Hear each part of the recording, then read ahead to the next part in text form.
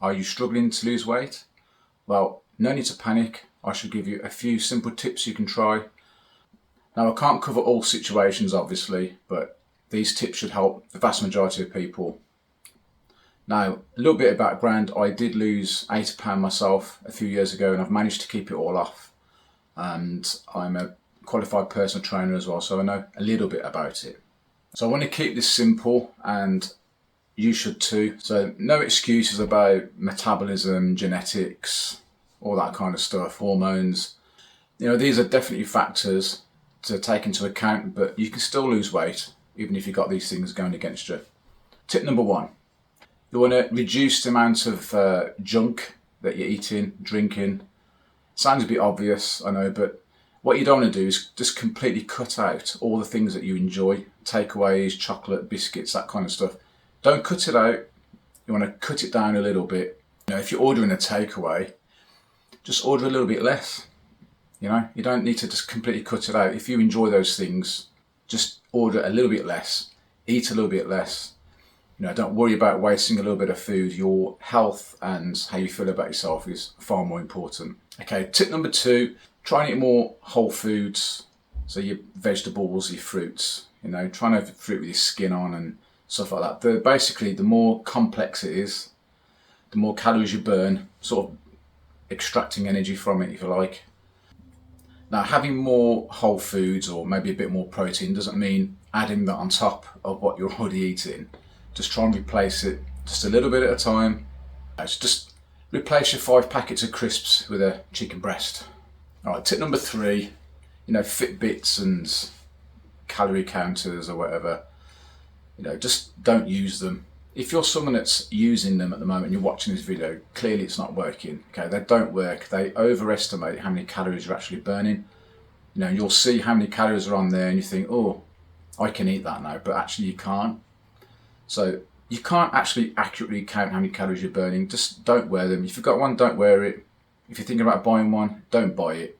They're rubbish. They're not going to do anything for you. I don't know one single person that has one that has lost weight and kept it off. Definitely more likely to put weight on using those things.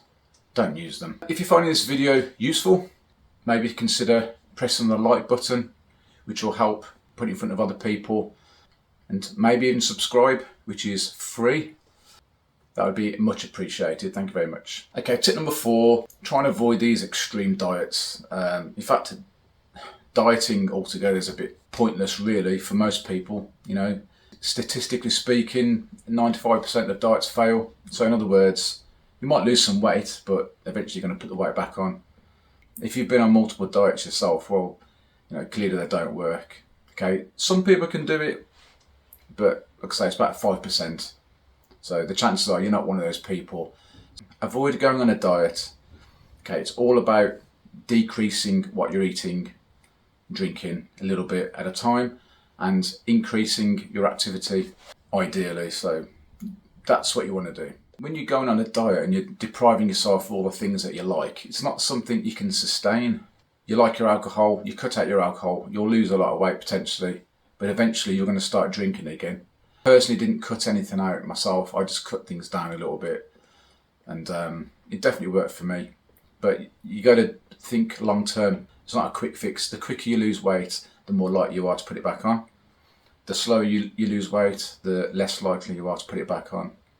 I won't go into the reasons for that right now, but that's just the fact. Okay, so avoid depriving yourself of all the things that you like. Just cut it down. The 5th tip really is just about, don't feel guilty if you start a new regime and, you fall off the wagon a little bit.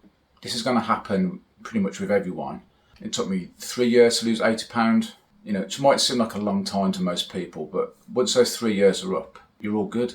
I didn't really care how long it took me to lose the weight. I just needed to do it for my health reasons. It really is about making small changes, and as you start losing weight, obviously it keeps you motivated anyway, but you'll find it easier to move. I used to find it really hard walking up and down the stairs. As you get lighter, it's easier to move. You're more likely to move around. And on top of that, as you reduce your food, your stomach shrinks a little bit. You're more satiated with less food.